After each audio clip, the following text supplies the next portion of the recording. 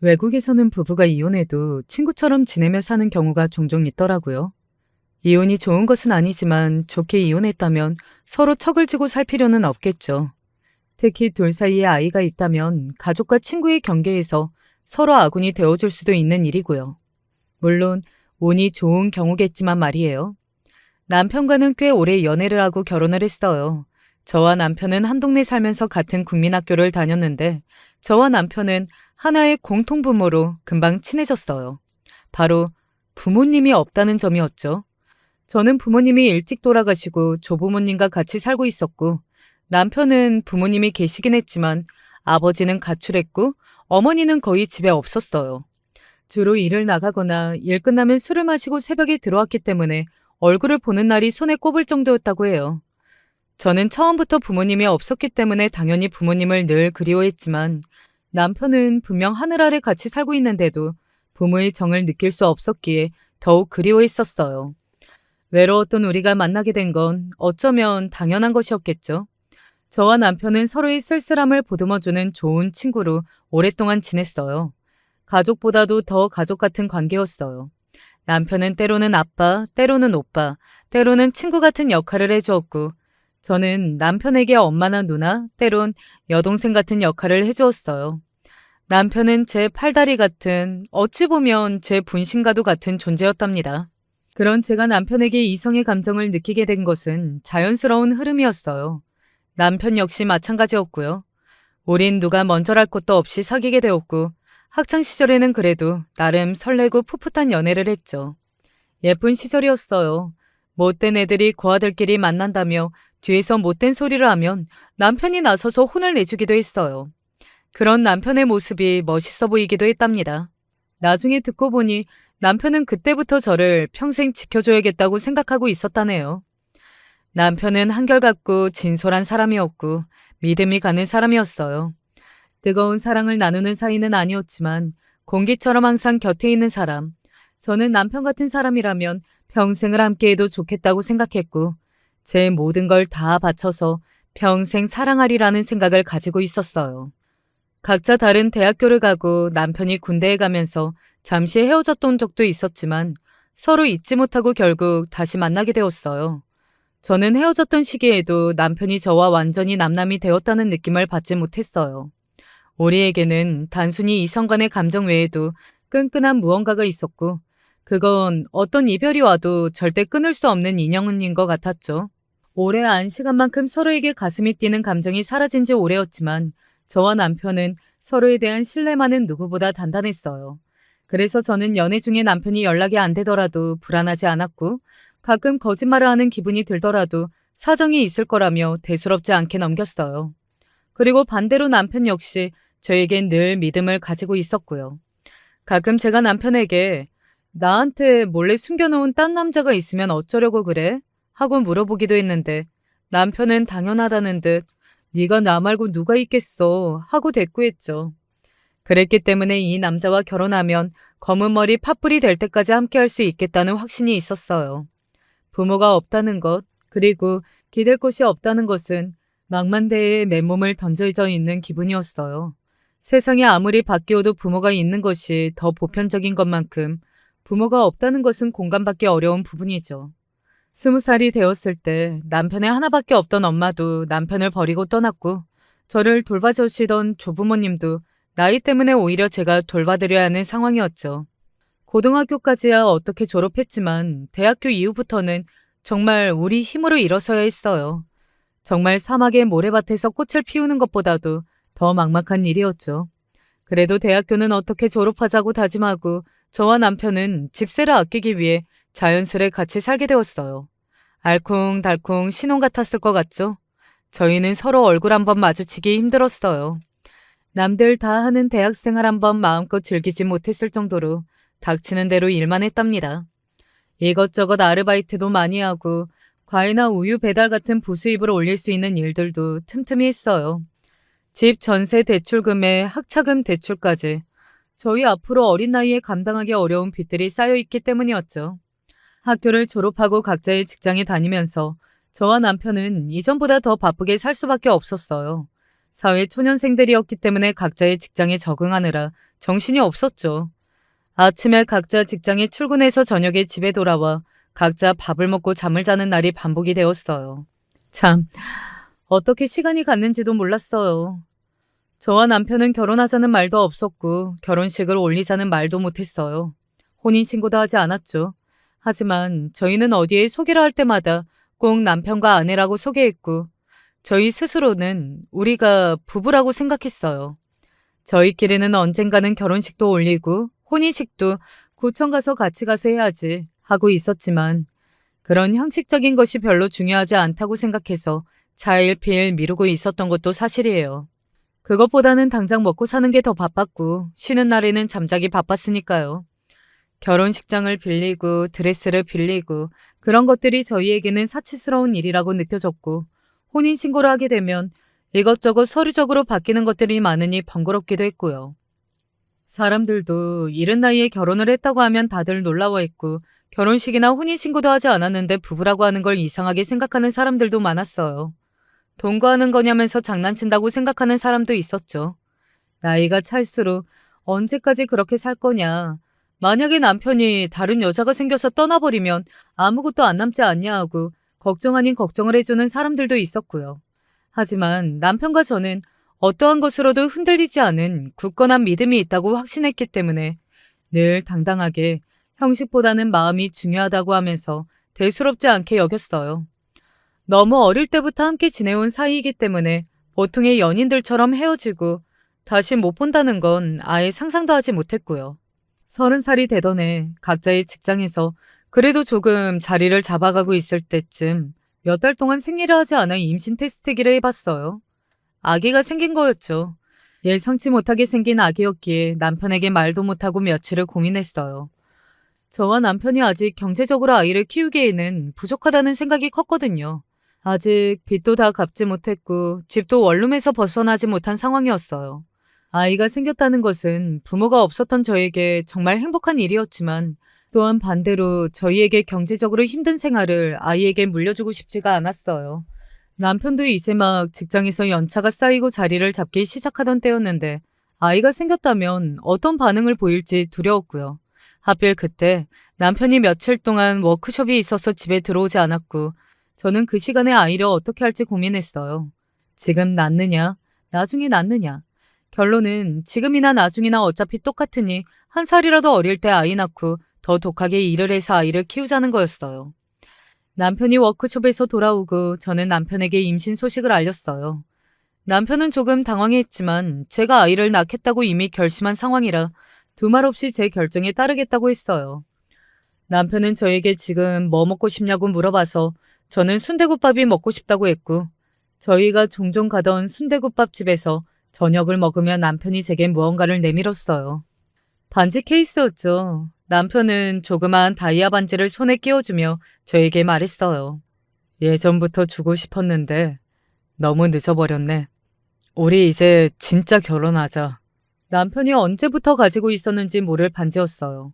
오래된 순대국밥집에서 그다지 로맨틱한 분위기도 아니었지만 저는 그간 저희들끼리 겪어온 세월이 너무 서럽고 저희 둘의 인생이 불쌍해서 하염없이 눈물을 흘렸어요. 부모들이 계셨더라면, 기댈 곳이 있었더라면, 그러면 저희 인생도 조금은 편해질 수 있었을 텐데. 남편도 그런 저의 마음을 알았는지 제 손을 잡고 같이 울더군요. 저는 그렇게 눈물의 청혼을 받았어요. 뱃속의 아이에게 저희보다 좀 더 나은 삶을 주기로 약속하면서요. 결혼식은 오랫동안 기다렸던 순간이었어요. 나라에서 무료로 대여해주는 공공예식장에서 늘 회사에 입고 다니는 한 벌뿐인 양복을 입은 신랑과 세일에서 산 수수한 흰 원피스를 입은 신부의 혼주는 아무도 없는 결혼식. 화려하고 떠들썩하지는 않은 결혼식이었지만 전 행복했어요. 남편과 제 직장에서 그래도 많은 분들이 와주셔서 외롭지만은 않은 결혼식이었죠. 그렇게 저희는 공식적인 부부가 되었어요. 신혼여행을 갈 이유도 없이 저와 남편은 곧장 돈 벌기에 돌입했어요. 저는 일 끝나고 돌아오면 바로 다른 아르바이트를 하기 시작했어요. 호프집, 모텔 청소, 병원 마감 청소, 편의점 등등 닥치는 대로 이것저것 했어요. 남편 또한 퇴근하자마자 대리운전을 하거나 배달 일을 했고요. 둘 다 가난이란 지긋지긋했고 아이가 태어나서 학교에 들어갈 때까지 무조건 빚은 청산하자는 게 저와 남편의 결심이었어요. 너무 무리해서였을까요? 아기는 조금 빨리 세상 밖으로 나왔어요. 퇴근하자마자 대충 김밥 같은 걸로 끼니를 때우고 일을 해서인지 몸무게도 평균보다 미달이었고요. 그래도 어디 아픈 곳 하나 없이 아주 건강한 사내 아이가 저와 남편의 품에 들어왔어요. 저는 아기를 안는 순간부터 엄마인 제가 이 세상에서 가장 큰 방패막이 되어주리라. 제 모든 걸 다 바쳐 이 아이를 지켜주고 사랑해주리라. 제가 받지 못했던 부모의 사랑을 모두 다 이 아이에게 주리라 다짐했어요. 산후조리 같은 걸 할 여유도 없이 저는 아기를 품에 안고 재택근무를 할 수 있는 일들을 알아보았어요. 지금처럼 어린이집이 활성화된 시기도 아니었고 육아휴직을 오래 쓸 수 있을 정도로 큰 회사도 아니었거든요. 육아휴직을 오래 쓰면 되려 경력 단절되는 경우가 많은 때였어요. 베이비시터도 활성화되지 않은 때여서 아기 돌보려고 비싼 돈 주고 사람을 쓰느니 차라리 일을 그만두는 게 나을 정도였죠. 보통은 양가 부모들이 아기를 봐주는 경우가 많았지만 저희는 그럴 수 없었고요. 그래서 저는 일단 회사는 더 다닐 수 없겠다고 판단했고 아기를 돌보면서 할 수 있는 일들을 알아보았어요. 당시 막 온라인 쇼핑몰들이 생겨나기 시작할 때였고 저는 남편과 상의해서 온라인 쇼핑몰을 열어보기로 했어요. 예전 직장에서 조금 해봤던 일이라 접근성은 조금 더 좋았지만 그래도 발품을 팔아야 되는 일이었기에 고생은 각오하고 있었죠. 또 반대로 생각하면 발품을 많이 팔면 팔수록 돈을 많이 벌 수 있는 일이었기에 저는 일단 한번 시작해보자 하고 뛰어들게 되었어요. 처음에는 물건을 떼다가 온라인으로 파는 일을 했어요. 좀 더 저렴하고 좋은 제품을 찾기 위해 아기를 포대기로 등에 업고 동대문, 남대문 할 것 없이 밤낮으로 돌아다녔죠. 제일 어려웠던 건 트렌드를 계속 쫓아야 되는 점이었는데 그것도 서당계 3년이면 풍어를 읊는다고 조금 지나고 나니 다음 시즌엔 뭐가 유행할지 내년에는 어떤 스타일이 대세일지 눈에 들어오더라고요. 그렇게 유통 위주의 온라인 쇼핑몰을 운영하다가 제가 직접 만들어서 팔면 더 돈이 되겠다고 생각해서 저는 직접 옷을 만드는 일까지 손을 대게 되었어요. 디자이너와 상의해서 유행할 디자인을 고르고 옷감에서부터 옷에 붙는 단추 하나하나까지 다 발품 팔아서 좋은 물건을 선별해 제 손으로 직접 만들었어요. 만든 옷을 온라인에 팔기 위해서 예쁘게 코디하는 법도 필요하고 예쁘게 보일 사진 기술도 필요하고 상세 페이지를 잘 꾸미는 법도 알아야 했어요. 생각보다 해야 할 것도 많았고 배워야 할 것도 많았어요. 정말 정신없는 매일이었어요. 회사 다니면서 투잡 뛸 때랑 비교했을 때 수익 자체는 그다지 차이는 나지 않았지만 일에 투자하는 시간은 2배 이상 들었어요. 물론 제 잘 시간도 쪼개가며 해야 하는 일이었죠. 게다가 아이까지 보면서 해야 하니 몸이 2개? 아니 10개는 되었으면 할 때가 많았어요. 사무실은커녕 창고를 따로 둘 여유가 없다 보니 집에는 온통 옷들이 쌓여 있었고 옷먼지가 풀풀 날렸어요.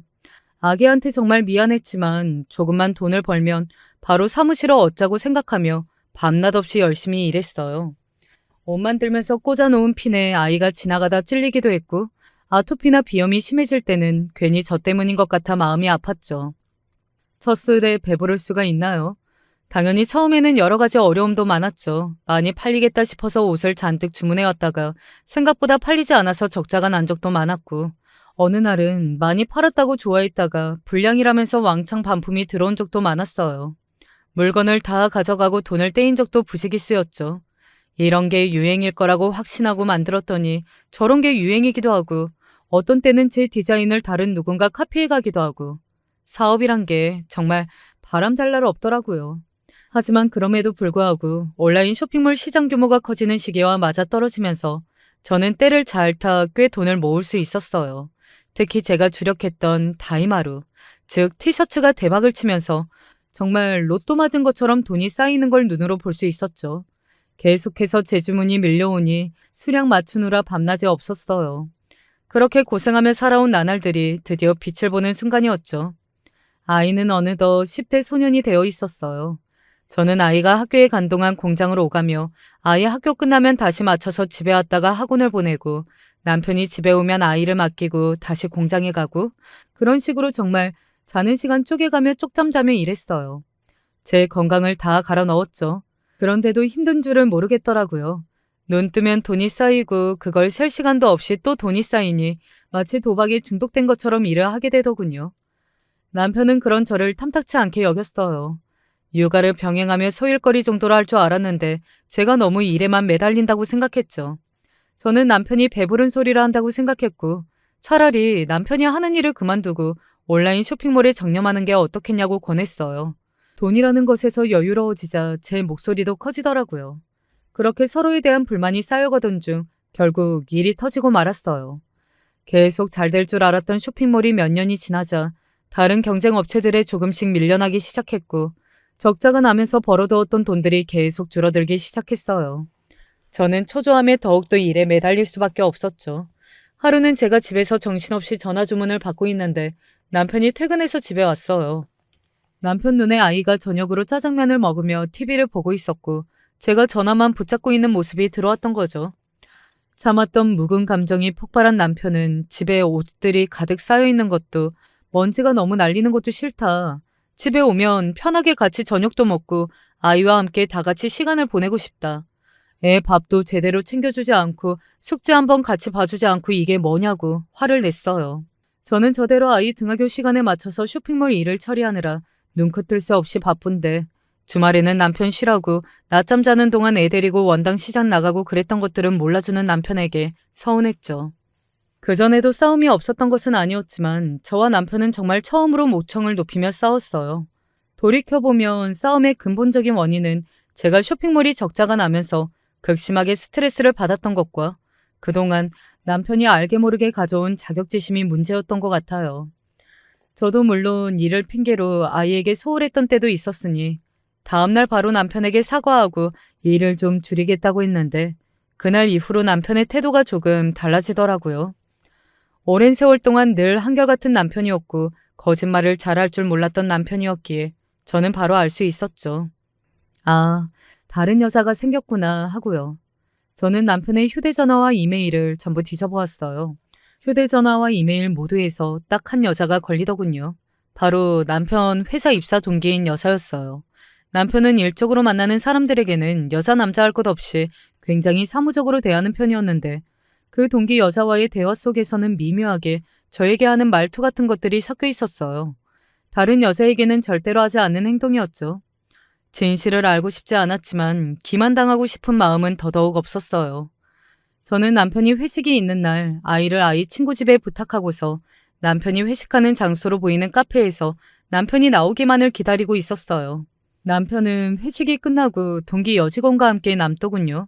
저는 그들의 동선을 따라서 계속 이동했어요. 두 사람은 따로 술을 한 잔 더 마시더니 마지막으로 모텔에 들어가더라고요. 모텔 앞에 서서 한참 멍하니 서 있었어요. 당장 따라 들어가서 두 사람의 방까지 들어가 증거 사진을 찍어야 하는데 차마 그 현장을 볼 용기가 안 났고요. 저는 모텔 입구에 서서 남편과 여자를 기다렸어요. 1분이 1년 같은 시간들이 지나갔고 새벽 2시쯤 남편과 여자가 나오더군요. 보통 회식이 끝났다고 하던 그 시간이었어요. 남편과 여자는 저를 보고 귀신이라도 본 것처럼 놀랐어요. 저는 사진을 찍고 모텔 주인의 증언을 받아두고 아이를 찾으러 서둘러 아이 친구 집으로 갔어요. 남편이 저를 허둥지둥 따라왔지만 저는 이를 악물고 외면하며 남의 집에서 잠든 아이를 데리고 집으로 왔죠. 울면 완전히 무너질 것 같아 단 한 방울의 눈물도 흘리지 않았어요. 아이 앞에서만은 의연하게 대처하자고 수없이 다짐하면서요. 다음날 아이를 학교에 보내고서 남편이 집으로 와 제 앞에 무릎을 꿇더군요. 저는 저와 지금까지 함께했던 시간들을 걸고서 모든 것을 다 숨김없이 이야기하라고 했어요. 남편은 그 여자와 입사 동기였는데 동기들이 하나둘 떠나면서 둘이 많이 돈독해졌고 넘지 말아야 할 선을 넘어버렸다고 했죠. 그 시기는 놀랍게도 저희가 결혼하기 전 아이가 생기기 전이라고 했어요.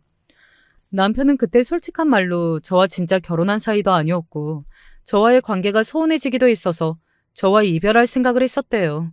제가 임신한 사실을 확인하고 아이를 낳아야 할지 고민했을 그때 남편이 회사 워크숍을 간다고 했던 게 사실은 그 여자 동기와 여행을 간 거였다고 고백했어요.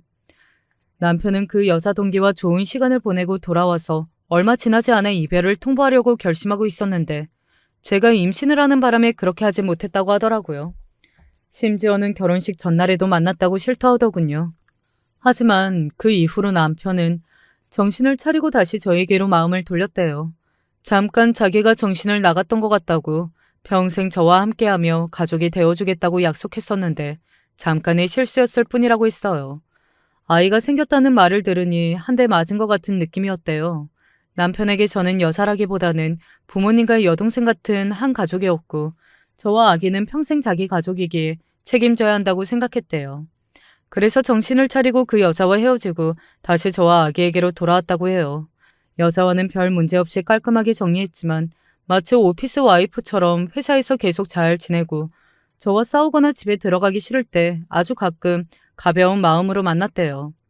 제 결혼식 때 남편의 회사 사람들이 왔었는데 그러니까 그 여자는 전날 남편과 만났으면서도 저와 남편의 결혼식장에 온 거였고 뻔뻔하게 저와 웃으며 인사까지 했던 거였죠. 저는 저희의 결혼식 사진 액자를 가져와 바닥에 집어 던졌어요. 완전히 산산조각난 결혼식 액자 속에 저와 남편 그리고 그 여자가 모두 있었죠. 의연하려고 했지만 한번 마음이 무너지니 걷잡을 수 없이 무너져 내렸어요. 남편은 아이가 생기고서는 관계를 깔끔하게 정리했다. 몇 번 만난 것도 감정 없이 만난 거다.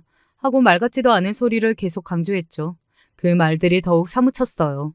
저는 평생 절대 저를 배신하지 않을 거라고 생각했던 사람이 저를 이렇게 완전히 배신하고 기만했다는 점에서 큰 충격을 받았고 몇 번이나 까무러칠 정도로 정신이 버티지 못했어요. 남편과는 더 이상 부부로 살 수 없었지만 남편과의 이별은 저에게는 남편이 죽은 것과 다름이 없었고 제 혈육이 죽는 것과 다름없는 일이거든요.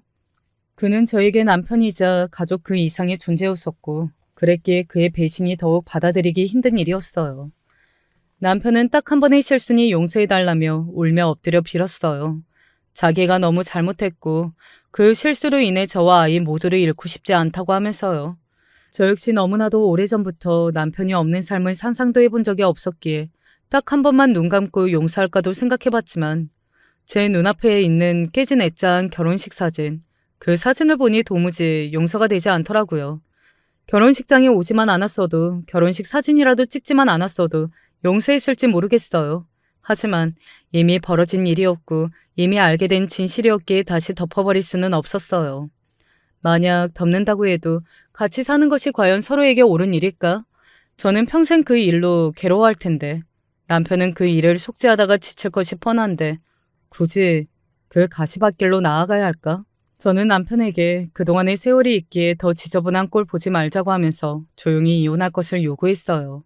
결혼할 당시 서로가 진비 때문에 혹시라도 잘못되면 서로에게 피해가 갈까봐 혼인신고는 하지 않았었고 헤어지면 법적으로 아무것도 문제될 것이 없었죠. 만약 사실혼으로 소송을 벌인다면 충분히 벌일 수 있는 일이었지만 저는 더 더러운 꼴을 보면서 남편에게 남아있는 추억까지 추악하게 더럽히고 싶지 않았어요. 남편도 그 점을 동의했고 그날 바로 자기 짐을 싸서 몸만 나갔어요. 그렇게 오랜 시간 서로를 의지하고 사랑하고 행복했었는데 단 며칠 만에 그 시간들이 먼지처럼 흩어져 버리더군요.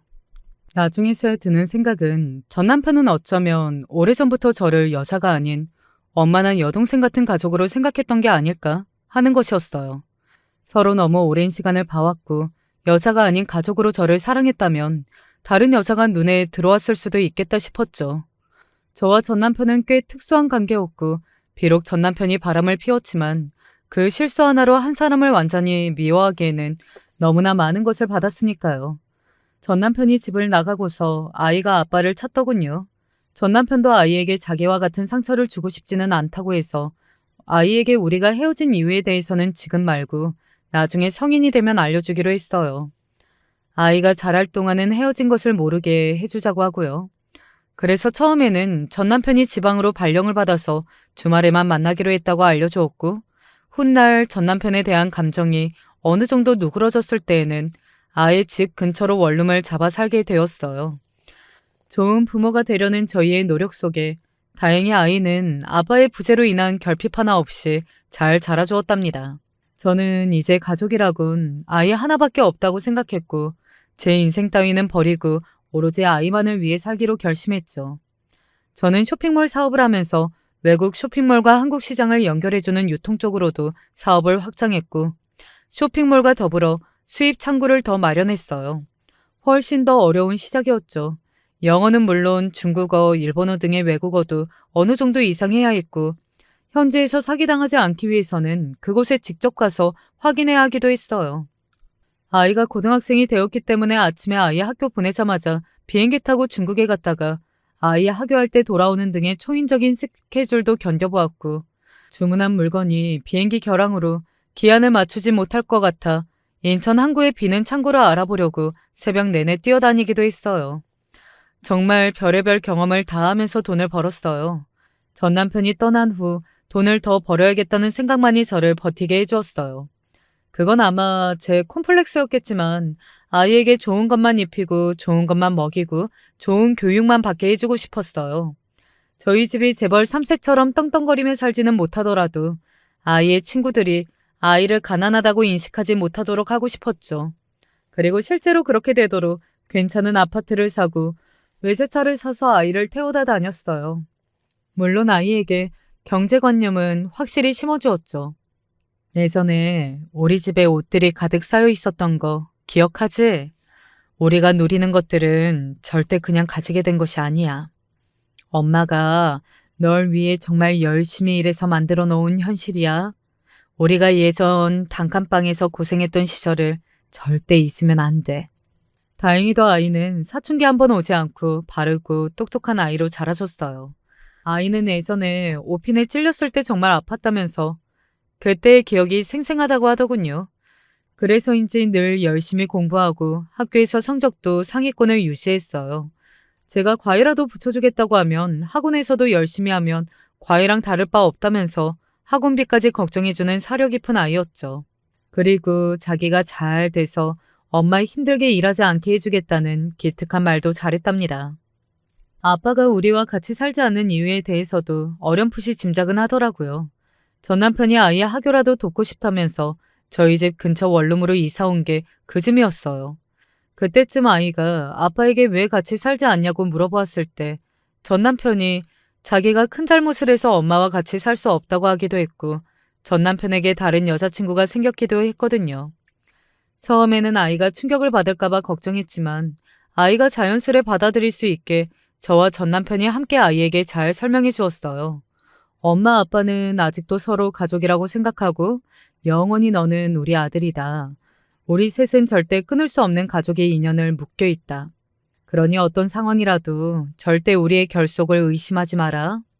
저는 전 남편에 대한 마음이 누그러지기도 했고 그에 대한 감정의 미움은 많이 사라지고 친오빠 같은 감정만 남아있어서 전 남편을 보는 것이 불편하지 않았어요. 그래서인지 전 남편의 여자친구를 봐도 별다른 느낌이 나지 않았고요. 예전 회사 동기인 여자는 저를 속였다는 부분에서 크게 화가 났던 것이었고 지금 만나는 여자는 저를 속이는 것도 전 남편과 제가 어떤 관계인 것도 아니었기에 화를 낼 이유가 없었죠. 그래서 조금 이상하지만 저와 아이, 전 남편과 전 남편의 여자친구 이렇게 넷이서 같이 식사를 하기도 했어요. 아주 편한 자리라고 말하기는 어려웠지만 그래도 그런 자리가 가능하기는 하더라고요. 저와 전 남편의 과거를 알게 된 그의 여자친구도 부모가 없었던 저희들의 인생에 공감해주면서 이해를 해주더라고요. 물론 저와 전 남편이 선을 넘는 일은 없었기에 가능한 일이었죠. 그렇게 한 차례 고비를 넘긴 저희 가족의 인생은 나름 순탄하게 흘러갔어요. 아이는 괜찮은 대학교에 합격해서 기숙사에 들어갔고 저는 집에 혼자 남겨지자 번아웃이 온 것처럼 갑자기 몸과 마음이 게을러지더군요. 실제로 나이를 먹기도 했었고요. 그래서 저는 온라인 쇼핑몰 쪽 사업을 접고 유통 쪽만 남겨놓았어요. 발빠르게 유행을 쫓으며 뛰어야 하는 온라인 쇼핑몰은 제가 나이를 먹다 보니 그 속도를 따라잡기 힘든 것에 반해 유통은 어느 정도 주 거래처들이 생기자 주문만 받아서 발송만 하면 되니 좀 더 수월했거든요. 예전 밤낮 없이 뛰어다니던 때에 비해 굉장히 한가해졌고 저는 갈수록 게을러져 하루 종일 침대 속에서 나오지 않는 정도까지 되었어요. 뭐랄까요? 평생 쓸 에너지를 젊은 날 다 써버리고 아무것도 남지 않은 느낌이랄까요? 집에서 거의 하루 종일 아무것도 먹지 않고 그날 해야 할 일만 하고 나머지 시간에는 잠만 주구장창 잤어요. 전 남편은 그런 제가 아무래도 이상하다며 억지로 끌고서 병원에 갔어요. 저는 병원비 아깝다고 역정을 냈지만 검사 결과지를 바꿔서 충격을 받았죠. 의사가 갑상선 암이라고 하더라고요. 암이라니 황당했어요. 그래도 건강 하나는 자신이 있었는데 건강 하나로 이렇게 버티며 살아왔는데 말이에요. 다행히 조기에 발견해서 수술로 간단히 떼어내면 되고 전이가 되지 않게 추적만 잘하면 문제가 되지 않는다고 하더라고요. 갑상선 암은 흔한 암이라고 하면서요. 하지만 그래도 암이라는 이름이 무섭잖아요. 저도 충격이었지만 전 남편도 큰 충격을 받았어요. 혹시라도 제가 일찍 죽을 수도 있을 거라는 생각에 그랬겠죠. 전 남편은 일 다 그만두고 아들이랑 여행이라도 갔다 오자고 했지만 저는 제가 당장 죽을 것도 아닌데 아들에게 알려서 걱정시키고 싶지 않았어요. 저는 아이에게 부모란 언제나 자신을 지켜주는 굳건한 존재로 생각하며 살게 해주고 싶었거든요. 저랑 다르게요. 저는 아들 모르게 조용히 수술하고 건강관리하며 지냈어요. 당시 아들은 마침 군대에 갔을 때여서 제가 아픈 사실을 전혀 모르고 있었죠. 제대하고서도 아이는 엄마가 그냥 나이가 있고 해서 체력적으로 힘드니까 사업을 정리한 걸로 알고 있었어요. 늘 강철 같던 엄마인데 그런 엄마도 늙는다면서 웃더군요.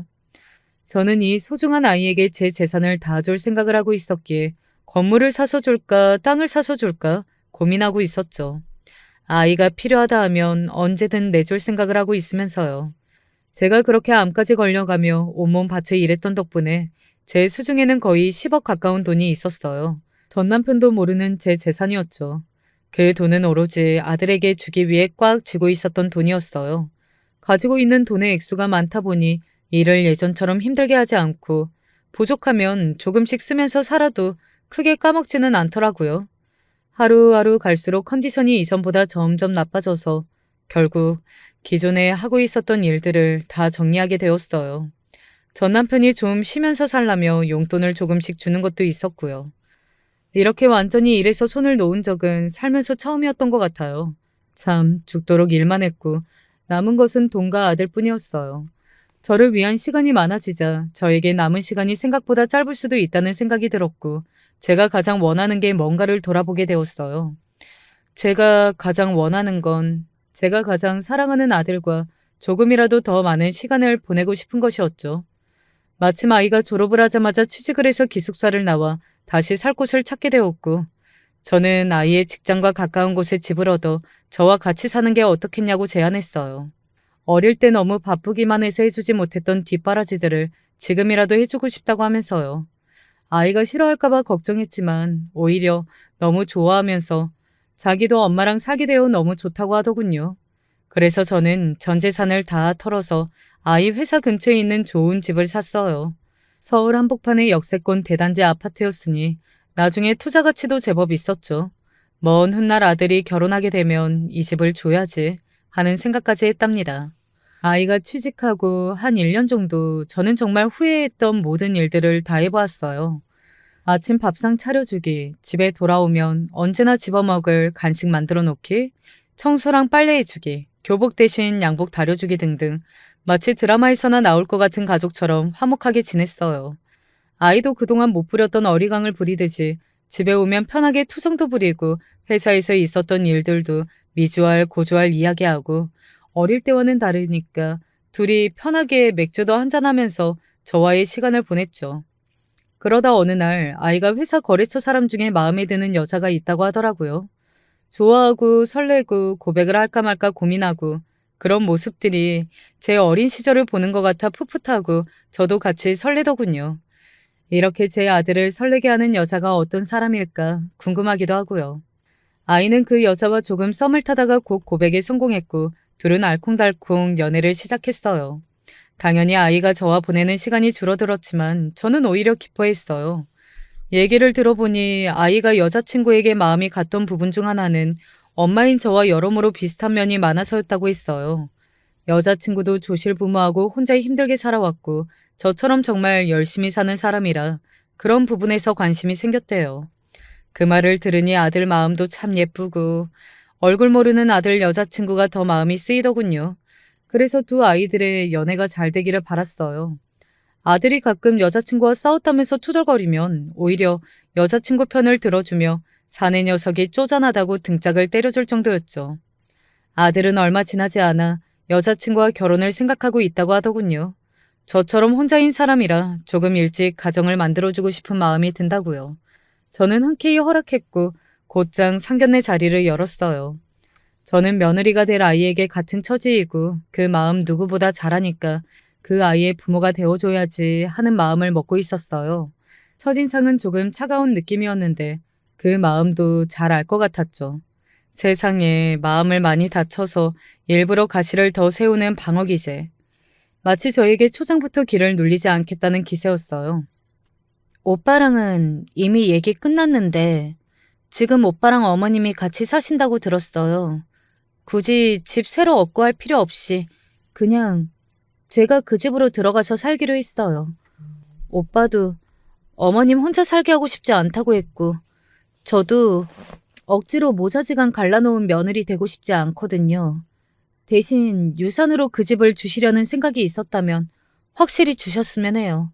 그걸 빌미로 아들 며느리에게 갑질하는 시댁 얘기도 많이 들어서요. 제가 들어가서 사는 조건은 그것뿐입니다. 저는 또박또박 내뱉는 며느리의 말에 조금 당황해서 너희들이 원하면 그렇게 해주겠는데 나 때문에 굳이 같이 안 살아도 된다. 난 따로 살아도 돼. 하고 말했어요.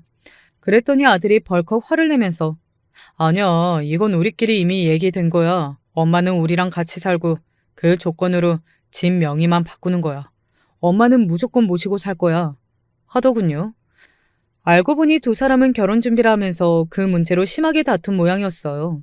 아들은 엄마를 무조건 모시고 살아야 한다고 고집을 부렸고 며느리는 당연히 같이 사는 걸 반대했던 거죠. 그래서 저와 같이 사는 조건으로 재산을 다 받기로 했었나 봐요. 아들은 지금 받으나 나중에 받으나 그게 그거니 그 정도 선에서 엄마를 모시고 사는 것으로 타협한다고 생각했더라고요. 아들의 마음이나 생각이 고맙긴 했지만 저도 며느리 불편하게 하고 싶지 않았는데 일이 참 이상하게 돌아가게 되었어요. 어찌저찌 결혼식은 무사히 잘 마무리되었어요. 며느리 혼주석에 아무도 없으니 저와 남편도 아예 혼주석을 없애자 해서 하객석 맨 첫 번째 줄에 앉기로 했어요. 그 정도로 저희는 며느리를 최대한 배려해 주려고 노력했죠. 집 증여 문제도 사실 여러모로 복잡하고 힘들었지만 결국 잘 처리해서 아들 명의가 되었어요. 저는 이제 완전히 빈털터리가 된 셈이었죠. 그 사실을 안 전 남편이 그걸 왜 애들이 하자는 대로 주냐며 분통을 터뜨렸지만 저는 어차피 줄 재산이었으니 별로 아쉬워할 건 없다고 했어요. 오히려 요새 세상에 시어머니를 모시고 살겠다는 며느리가 어디 있냐고 며느리 편을 들어주었죠. 아들과 며느리는 신혼여행이 끝나고 곧장 제 집으로 들어와서 살기 시작했어요. 저는 딸 하나 더 생겼다고 생각하고 아침 저녁밥도 차려주고 청소 빨래도 해주며 뒷바라지를 해주고 싶었지만 며느리는 그걸 별로 원하지 않는 것 같더라고요. 아침도 자기는 원래 안 먹는다고 차리지 말라고 하고 빨래도 손대지 말라고 하고 저녁은 자기가 먼저 연락했을 때만 차려서 먹자고 하더라고요. 저와 다른 세대 애들이고 제가 아무리 엄마처럼 해준다고 해도 며느리에게는 시어머니일 뿐이니 저는 며느리가 하자는 대로 따랐어요. 솔직히 며느리도 시어머니와 같이 사는 게 불편하겠지만 저라고 같이 사는 게 편할 리 있나요? 저는 몇 번이고 아들에게 그냥 나가 살고 싶다고 너네끼리 편하게 살라고 했지만 아들은 엄마 암 걸렸던 거 다 알아. 거기다 아빠는 여자친구랑 잘 살고 있는데 엄마 혼자 어떻게 보내? 게다가 재산도 다 놔줬는데 와이프도 그럼 처음 한 약속 끝까지 지켜야지 하고 화를 내더라고요. 아들이 저를 생각하고 깊은 속내도 있었지만 와이프와의 일종의 기싸움인 것 같더라고요. 저와 남편도 그랬고 대부분 많은 이들이 신혼 때 기싸움하면서 싸우잖아요. 애들도 똑같더라고요. 괜히 저만 그 사이에 휘말려서 편하게 살지도 못하고 골치가 아팠죠. 매일 며느리와 아들 눈치 보고 사느라 스트레스가 쌓이는 것 같았어요. 아내는 스트레스가 제일 좋지 않은데 말이죠. 결국 저는 혼자 몰래 나가 살기 위해 원룸을 알아보고 있었어요. 하지만 마땅한 물건이 없어서 계속 돌아다니기만 하던 중 하루는 너무 피곤한 나머지 집에 들어와서 집안일을 손도 못 대고 깜빡 소파에서 잠이 들고 말았어요. 아침밥 먹은 설거지도 못했고 빨래도 저녁상도 보지 못했는데 말이에요. 아들은 그날 야근이 있다고 늦게 온다고 했고 며느리가 먼저 퇴근해서 집에 들어왔어요. 며느리가 거실 불을 켜자 깜빡 잠들었던 저는 화들짝 놀라서 벌떡 일어났어요. 어머, 세상에. 벌써 시간이 이렇게 됐니? 내가 오늘 좀 피곤해서 아무것도 못했구나. 저녁은 먹었어? 지금 해줄까? 제가 허둥지둥 부엌을 돌아다니면서 며느리에게 말했고, 며느리는 저를 정말 한심하다는 듯이 보면서 이렇게 말했어요. 집에서 하루 종일 하시는 게 뭐예요? 제가 뭐 대단한 거 바란 거 아니잖아요, 어머님. 오늘 저녁은 집에서 먹자고 연락했었는데 못 보셨어요? 제가 자는 동안 며느리가 보낸 모양이었어요. 제가 휴대전화를 확인하는 동안 며느리가 밥솥을 열어보고 비어있는 것을 보더니 밥솥을 쾅 닫더라고요. 왜 밥만 축내세요? 이럴 거면 나가서 일이나 하세요. 저는 제가 잘못 들은 게 아닌가 하고 며느리를 바라보았어요. 밥만 축낸다고? 내가? 평생 죽도록 일만 해왔던 내가. 며느리는 다시 옷을 걸치고 저녁 먹고 올게요 하고서는 문을 쾅 닫고 나가더라고요. 며느리가 나가고서 한동안 저는 멍하니 대문을 바라보고 서 있었어요. 내가 뭘 그리 잘못했지? 피땀 흘려가며 모은 재산 다 내주고 그래도 비 맞춰주겠다고 눈치 보면서 같이 살아왔는데 내가 왜 이런 수모를 당해야 되지? 저는 그 길로 집을 나와 정처 없이 떠돌았어요. 집에서 나왔지만 갈 데가 없더군요. 가족이라고는 아들과 며느리일 뿐인데 그 집은 원래 내 집이었는데 갈 수가 없었어요. 마침 전 남편에게 전화가 와서 받았는데 그만 서름의 눈물이 마구 쏟아지고 말았죠. 전 남편은 제가 길에서 갈 곳이 없이 떠들고 있다는 말에 당장 달려나왔어요. 그리고 자초지종을 듣더니 크게 분개했죠. 마치 시댁에서 소방 맞고 쫓겨난 여동생을 맞이하는 오빠처럼 말이에요. 저는 남편에게 나 때문에 애들이 더 분란을 일으키기 원치 않는다. 안 그래도 원룸 하나 얻어서 조용히 나가려고 했다. 하고 진정시켰지만 전 남편은 좀처럼 화를 가라앉지를 못하더라고요. 특히 아들과 며느리 둘이서 작당하고 제가 피땀 흘려 모은 재산을 가로채간 것으로 생각하는 모양이었어요. 너 지금부터 나서지 마. 내가 알아서 할 테니까. 전 남편은 곧장 어딘가로 전화를 걸었어요. 그러더니 저를 데리고 곧바로 어딘가로 향했어요. 그곳은 전 남편 여자친구의 집이었죠. 전 남편은 제 손을 꼭 잡으면서 말했어요. 네가 죽어라고 일한 재산 전부를 손도 안 닦고 가로채려고 들어? 그렇게 둘 순 없지. 다음 날 아들 내외는 전 남편의 전화를 받고 변호사 사무실로 왔어요. 아들은 저를 보더니 엄마, 어제 하루 종일 왜 연락도 안 받았어요? 하고 묻더군요. 며느리가 아무 말도 안 한 모양이었죠. 제가 뭐라고 하려는데 변호사가 들어와서 제지하더라고요. 아들이 변호사를 보더니 어? 하고 놀랐어요. 그 변호사가 바로 전 남편의 여자친구였거든요. 전 남편의 여자친구는 저희와 밥도 몇 번 먹고 결혼식도 남편과 함께 왔을 정도로 안면이 있었지만 그녀가 변호사였다는 것은 아무도 몰랐어요. 여자친구가 별로 알리고 싶지 않다고 했거든요. 자기가 변호사라는 걸 알면 별별 사람들이 수임료도 안 물고 이것저것 묻느라 일을 할 수가 없다나요. 그래서 저도 최근까지는 그냥 어디 회사 다니는 사람인가 보다 하고 있었죠. 전 남편의 여자친구가 뭐 하는 사람인지 꼬치꼬치 캐묻는 것도 이상하잖아요. 그러다 그녀의 직업을 알게 된 계기는 제가 제 집을 아들 내외에게 주겠다고 했을 때였어요. 전 남편은 아무래도 처음부터 그렇게 전 재산을 다 달라고 하는 거 이상하다고 내내 찜찜한 기색을 내비쳤고 그럼 증여할 때 변호사인 자기 여자친구를 통해서 서류를 작성하라고 했어요. 증여하려면 서류가 엄청 많고 복잡한데 그 사이에 나중이라도 문제가 생길 경우 집을 도로 되찾을 수 있는 조건을 끼워 넣자는 거였어요. 그 조건이란 바로 효도 조건이었어요. 말 그대로 효도를 이행하는 조건으로 집을 증여한다는 것이었는데 증여자가 수증자와 함께 살면서 불편함을 느끼지 말아야 한다. 증여자는 갑상선 암 병력으로 인해 필요에 취약하므로 수증자가 전반적인 식사 등을 책임진다. 같은 사사로운 조건들이 있었어요. 저조차 꼼꼼하게 읽어보지 않고 그냥 똑똑한 변호사님께서 알아서 잘 했겠거니 하고 도장을 찍었는데 아들 내외도 마찬가지로 어차피 제가 주는 것이니 자세히 읽어보지 않고 도장을 찍었거나 읽었더라도 꼭 이행할 필요는 없다고 생각한 모양이에요. 엄마가 아들에게 집을 준다는데 설마 그런 조건을 걸었다고 생각했겠어요? 전 남편의 여자친구는 그 조건을 아들 내외에게 보이면서 여기 효도 조건이 명시된 증여 계약서가 있습니다. 이를 근거로 증여해제 소송을 제기할 수 있죠. 제가 듣기로 이 조건들을 전혀 이행하지 않으셨던데 법원으로 가져가면 충분히 부담 부증여를 해제시킬 수 있습니다.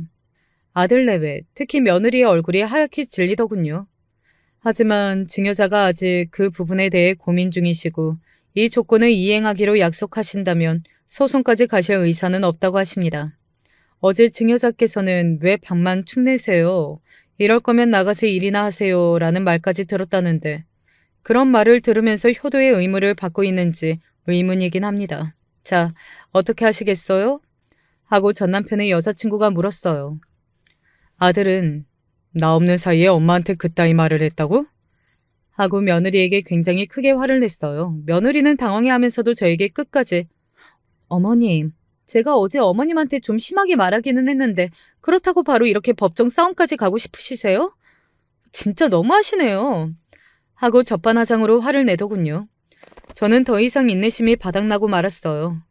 난 그래도 처음부터 같은 처지로 자란 너에게 잘해주려고 노력했고 집도 너희가 원하는 대로 다 안 해줬다. 더 바라는 것도 없었고 그저 너희들이 행복하게 살기를 바랄 뿐이었다. 안 그래도 집을 얻어서 나갈 생각이었는데 이제 더 이상 너희에게 다 내줄 마음이 사라졌다. 증여는 없던 걸로 할 테니 너희들끼리 알아서 살아라. 저는 소송 의사를 밝히고 자리에서 일어났어요. 아들 내외는 당황해하면서 어찌할 바를 몰라 하더군요. 가족끼리 소송이라니, 그것도 끝까지 지켜주고자 했던 아들에게 소송을 건다니 입에 올리기도 슬픈 일이었어요. 결국 소송 끝에 집은 다시 제 차지가 되었습니다. 아들 내외는 다른 곳으로 이사를 갔고요. 아들은 자기가 잘못했다면서 뉘우쳤지만 며느리는 끝까지 자기가 잘못했다는 말 한마디 없더군요. 그래도 또 아들이라고 저는 제 집을 팔아서 아들 내외가 살 집에 돈을 보태줬어요. 아들은 며느리와 한 몇 년 살다가 결국 이혼하고 다시 제 집으로 들어왔죠. 며느리는 부모가 없이 자라서 더욱 굳세고 바를 것이라는 제 생각과는 달리 피해의식이 가득했고 멀리 볼 줄을 몰랐던 것 같아요. 사실 그건 부모가 있고 없고의 문제가 아니라 타고난 인성의 차이였겠죠. 저는 아들이 이혼하고 다시 저와 함께 살게 되어 마음이 아팠지만 또 좋은 인연이 나타날 거라 위안하며 같이 지내게 되었어요. 소송을 하면서 저와 전 남편의 여자친구는 전 남편이 없는 자리에서 따로 만날 정도로 친해졌어요. 이후 아들도 또다시 좋은 여자친구가 생겼고 저, 아들, 아들의 여자친구, 전 남편, 그의 여자친구 이렇게 4명이서 제주도로 여행도 갔다 오기까지 했어요. 다른 의미의 새로운 가족이었고 희한한 구성이었죠. 제가 그토록 가지고 싶었던 가족의 형태와는 사뭇 달랐고 혈연으로 맺어진 관계는 아들밖에 없었지만 서로 마음이 통하고 잘 맞으니 오히려 부부였을 때 저와 전 남편, 아들과 전 며느리보다도 더 가족 같은 관계가 될 수 있었답니다. 얼마 후 전 남편과 그의 여자친구는 조촐한 결혼식도 올렸고 저와 아들도 참석해서 그 둘을 축하해 주었어요. 힘들었던 젊은 시절은 다 지나갔고 이제는 행복한 일만 남아있다고 믿고 싶어요. 제게는 이제 저를 지탱해주고 평생을 함께해줄 사람들이 있으니까요. 안녕하세요. 제가 이런 곳에 사연을 쓰게 될 줄은 몰랐는데요. 남편이 하도 보내보라고 해서 보내봐요. 솔직히 너무 재미있는 사연이거든요. 글이 엉망이라도 이해해 주시면 감사할 것 같아요. 제 이야기를 들은 사람들 모두 완전 현실판 로미오와 줄리엣 아니냐며 배꼽을 잡고 웃었던 사건이 있었습니다. 물론 지금이야 시간이 지났기 때문에 그냥 웃어넘길 수 있지만 그 당시 저는 정말로 진지했던 기억이 있네요. 문제의 발단은 제가 너무도 사랑하는 남자친구를 만나기 시작하면서였습니다. 솔직히 연애 경험이 짧고 많았던 저한테 남자친구를 새로 사귀는 것은 그 무엇보다도 쉬운 일이었습니다. 그렇게 마음 깊이 좋아하거나 사랑하지 않아도 누군가 고백을 하면 그 사람이 정말 별로가 아닌 이상 다 받아줬고 몇 개월 정도 연애를 하다가 질려서 제가 먼저 걷어차고 다른 사람을 만나기를 반복했습니다. 지금 돌이켜보면 아마 무척 어렸던 시절에만 부릴 수 있었던 패기였던 것 같아요. 철없는 이야기지만 당시 친구들이랑 몇 명의 남자를 만났는지 만난 남자를 몇 번이나 찾는지 그런 이야기들을 하면서 웃기도 했습니다. 하지만 20대 중후반이 되면서부터는 아무나 만나기가 좀 그렇더라고요. 별다른 이유가 있는 건 아니었습니다. 그냥 이제 망나니처럼 살았던 20대 초반 시절은 지나갔으니 이제 조금 더 성인다운 어른스러운 모습을 갖추기 위해서 스스로 조심해야겠다고 느꼈을 뿐이었죠. 하지만 이게 웬걸? 제 매력도 20대 초반까지만 먹히던 건지, 아니면 눈을 너무 높여서 그런 건지, 중후반부터는 아무리 노력을 해도 괜찮은 남자가 걸리지 않았습니다. 친구야, 나 이러다가 평생 혼자 사는 거 아니냐? 에이, 걱정하지 마. 2년이면 만나게 되겠지. 모르겠다. 난 좀 불안하다. 이러다 진짜 노처녀가 될지 어찌하니? 몇 명을 만났는지를 자랑했던 과거의 영광에 울고 가게 생겼지만 당시 저는 정말로 이러다가 평생 연애를 못하는 게 아닐까 하는 불안감에 빠져 있었습니다. 저랑 같이 깔깔 웃으며 즐기고 놀던 친구들은 지금도 괜찮은 남자 만나서 연애하고 잘 먹고 잘 사는데 늘 그 안에서 저만 솔로였죠. 다 같이 만나는 친구가 5명이었는데 어쩌다 우연히 시간이 맞아서 놀게 되면 맨날 한 명씩 미안, 실은 나 이따가 저녁에 남자친구 만나기로 했어. 어? 나도 그런데 같이 나가자. 하며 한 명씩 자리를 빠져나가 결국 저 혼자 남는 일들이 많았습니다. 나쁜 기집애들. 이게 얼마나 서러운 일인지 겪어보지 않으신 분들은 아마 모르실 겁니다. 그 뒤로 저는 무려 5년 동안이나 솔로로 살았습니다. 물론 이전처럼 아무 남자나 만났으면 연애할 수 있었을 겁니다. 하지만 저는 나중에 저희 부모님처럼 알콩달콩한 생활을 하고 싶었기 때문에 그때부터는 좀 제대로 된 사람, 즉 내가 이 사람이랑 결혼한다고 가정했을 때 나를 믿고 맡길 수 있는 사람을 만나고 싶었어요. 근데 원래 좋은 남자들은 이미 임자가 있거나 여자가 아닌 같은 남자를 좋아한다는 말이 우스갯소리처럼 있잖아요. 그게 진짜였는지 그나마 좀 이 사람 괜찮은데? 한번 꼬셔볼까? 하는 마음이 드는 사람들은 다 이미 결혼을 했거나 애인이 있었습니다. 세상에 남자가 절반이라는데 왜 내 짝이 될 남자는 없는지. 점점 다급해져서 소개팅도 받아보고 부모님 소개로 맞선까지 나가봤지만 소용이 없었습니다. 결혼은 글렀구나. 이렇게 돌아올 줄 알았으면 어렸을 때 남자들 안 만나는 건데. 나 어떡하면 좋아? 웃기지도 않은 후회를 하고 있던 중 저는 마치 하늘이 내려준 운명처럼 지금의 남편을 만나게 되었습니다. 남편은 남자치고도 꽤 섬세함을 가지고 있는 사람이었는데 첫 만남에서부터 그 섬세함이 제 얼굴을 강하게 후려쳤습니다. 갑작스럽게 휙 부는 가을바람에 남편이 손에 들고 있던 손수건이 진짜 누가 짜고 치는 것처럼 제 뺨을 착 때린 뒤 발 앞에 툭 떨어졌죠. 하필 또 꽃무늬 손수건이라 저는 당연히 지나가던 여자분이 떨어뜨린 줄 알고 주위를 두리번 거렸는데 제 앞으로 헐레벌떡 뛰어와선 손수건 주워주셔서 감사합니다. 라고 인사를 한 사람이 지금의 남편이었습니다. 제 남편 실제로 보면 더하지만 정말 곰 같은 덩치입니다. 키도 크고 예전에 운동선수를 해서 골격도 어마어마해요. 그런 사람이 분홍 꽃무늬 손수건이라니. 솔직히 꽃무늬 손수건 같은 거 누가 가지고 있든 촌스러워서 정말 싫어하는데 왜 그때는 그게 그렇게 어여뻐 보였는지 믿져야 본전이다 싶은 마음으로 손수건 주워줬으니까 커피 한 잔 사주실래요? 하고 먼저 말을 걸었습니다. 저에 비해서 숫기가 없고 연애도 얼마 못 해봤던 남편은 얼떨떨하게 저에게 커피 한 잔을 사주게 되었고 그때를 계기로 제가 정말 무지막지하게 들이댔어요. 수성씨, 오늘 뭐 하세요? 저랑 데이트할래요? 이 근처에 맛있는 밥집 생겼다는데 수성씨, 저랑 다녀와요. 제가 하도 적극적으로 나오니 남편은 대부분 그런 저한테 휘둘려서 얼떨결에 데이트 약속을 잡게 되고 만남을 가지게 되는 방식이었지만 뭐 결국 뭐로 가도 서울만 가면 되는 거 아니겠습니까?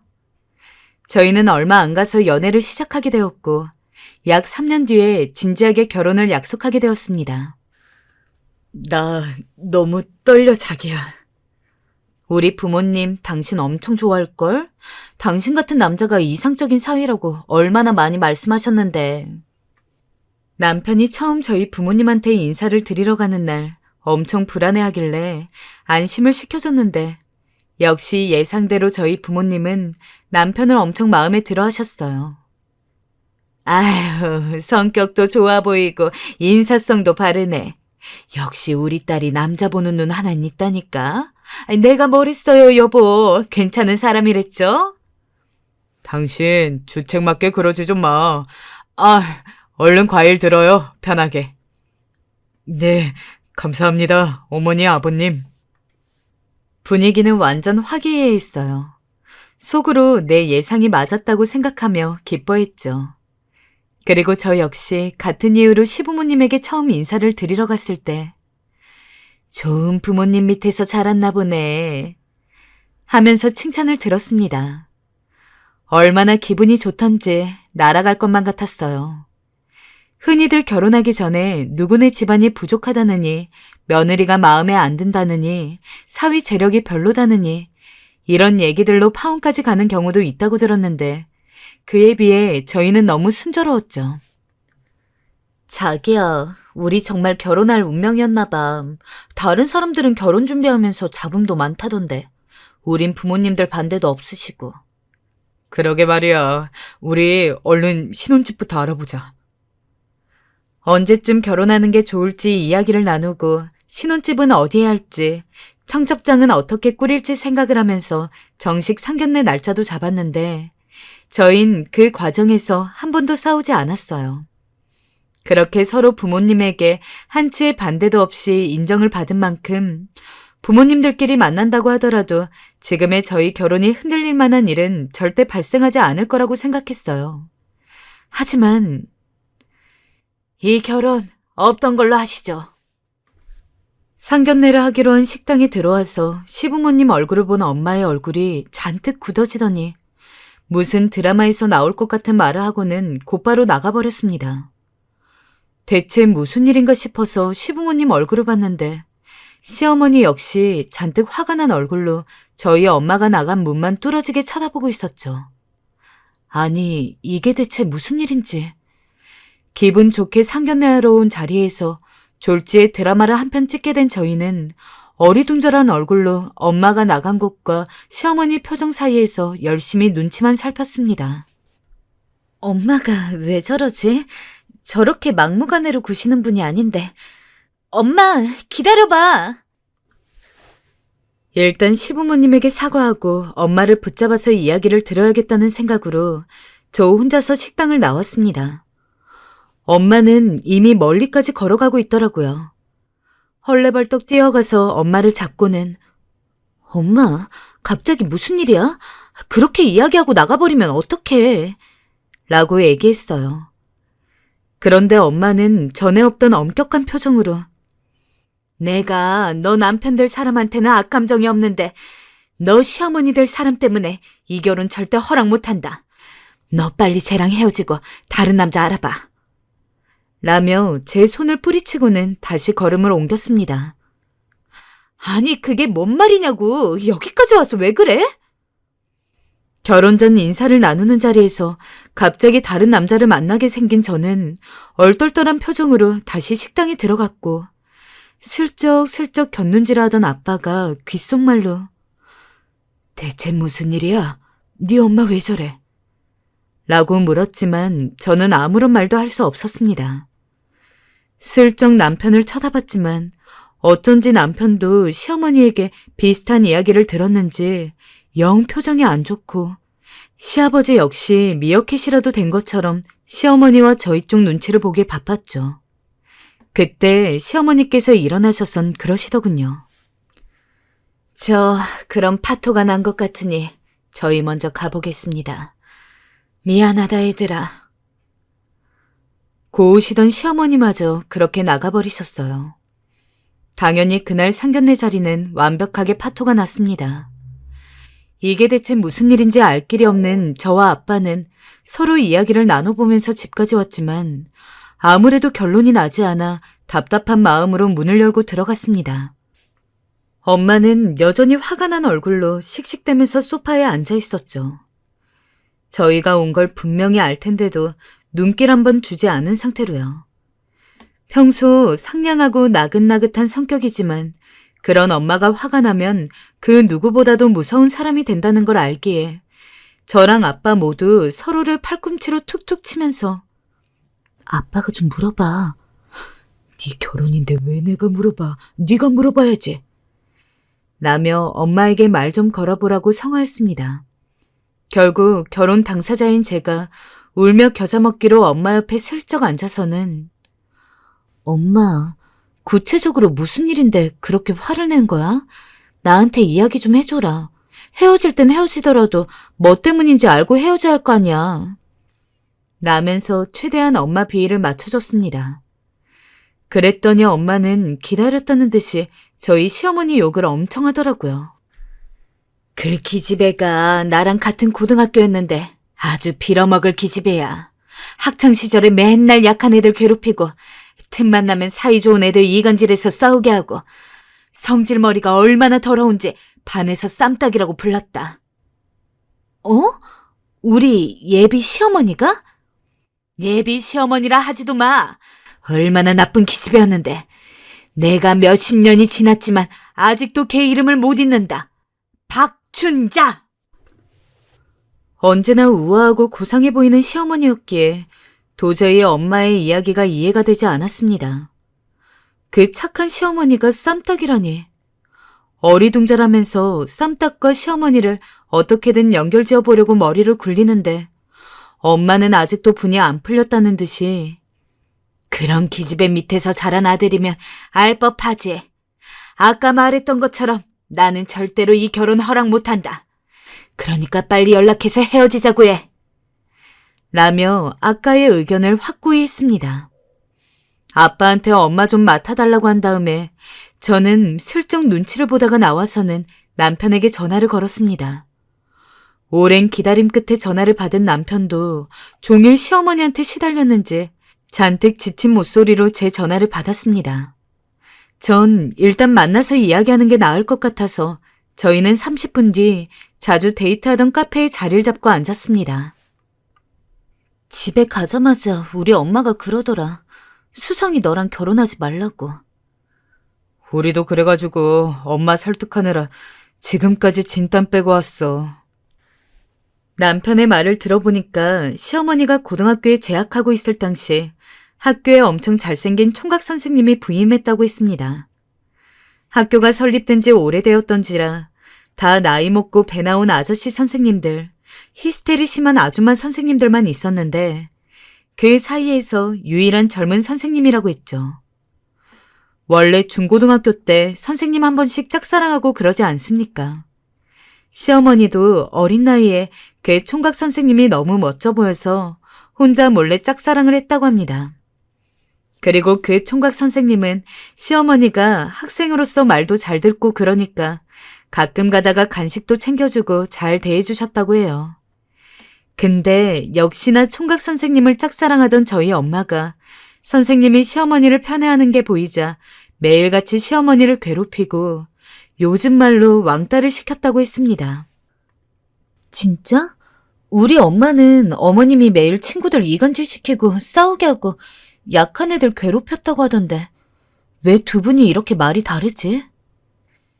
저희끼리 머리를 맞대고 고민해봐도 해결은 안 됐습니다. 집에 가자마자 엄마는 너 그 녀석이랑 헤어졌지?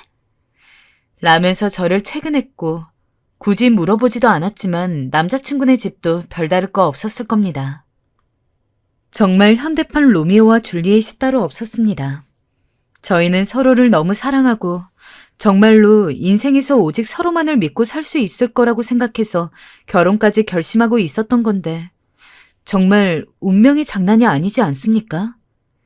제가 전화라도 한 통 하려고 하면 엄마는 어떻게 알았는지 문을 벌컥 열고 들어와서는 너 지금 걔랑 전화하려고 그러지? 걔랑 한마디라도 전화하는 거 내 눈에 띄었다가는 봐? 라며 제 모든 연락을 하나하나 감시했습니다. 덕분에 저는 남자친구랑 헤어지지 않은 상황에서 만나기는커녕 연락 한 통 제대로 하지를 못했죠. 고래 싸움에 새우 등 터진다고 무슨 첩보 영화 찍는 것처럼 남편과 가끔가다 메시지 하나씩을 주고받는 게 전부였습니다. 수성 씨, 그쪽은 어때? 그대로야. 가망 없어 보여. 너는? 나도. 실제로 그 당시 제가 남편과 주고받은 메시지입니다. 이걸 누가 당장 결혼을 앞둔 사랑하는 사람끼리 주고받을 문자라고 생각하겠습니까? 저희 엄마든 시어머니든 단 한 분이라도 조금 파고들 틈이 있었다면 어떻게 했을 텐데. 진짜 엄마야 원래 알고 있었지만 시어머니도 성격이 어지간히 완강하고 고집이 강하신지 정말 한 채의 양보도 없이 절대 결혼은 안 된다고 양쪽에서 이야기를 하는 상황이었습니다. 덕분에 시아버지도 저희 아빠도 어쩔 줄 몰라 하면서 그냥 이 사태를 지켜보고 있을 수밖에 없었죠. 정말 그날 이후로 매일 눈물로 밤을 지새고 있었습니다. 그냥 은유적인 표현이 아니라 진짜 펑펑 울었어요. 엄마한테 결혼 안 시켜주면 평생 밥 굶을 거라고 하면서 단식 투쟁도 해봤습니다. 그래, 먹지 말아라. 안 먹으면 너만 손해지. 엄마, 그게 딸한테 할 말이야? 나 정말 밥 안 먹을 거야? 이 결혼 허락 안 해주면 진짜 안 먹을 거라고. 하지만 호기롭게 내뱉은 말과 달리 비록 얼마 안 가서 제가 너무 배가 고파가지고 밥을 먹어버리는 바람에 어처구니 없게 끝나버렸어요. 그리고 그냥 다짜고짜 화장실 갔다가 나오는 엄마 앞에 드러누워가지고 애처럼 발버둥도 쳐봤습니다. 엄마 일은 과거잖아. 나는 현재야. 나는 이 사람 아니면 안 된다고. 엄마의 과거사 때문에 내가 발목 잡혀서 결혼 못하면 좋겠어? 엄마 그럼 행복해? 제발. 지금 생각하면 쪽팔리지만 그때는 정말 간절했어요. 저는 그렇게 해서라도 남편과 결혼을 하고 싶었거든요. 하지만 엄마는 제가 무슨 짓을 하든 콧방귀 한 번 뀌지 않고 절 무시했습니다. 정말 저희 엄마 대단하죠?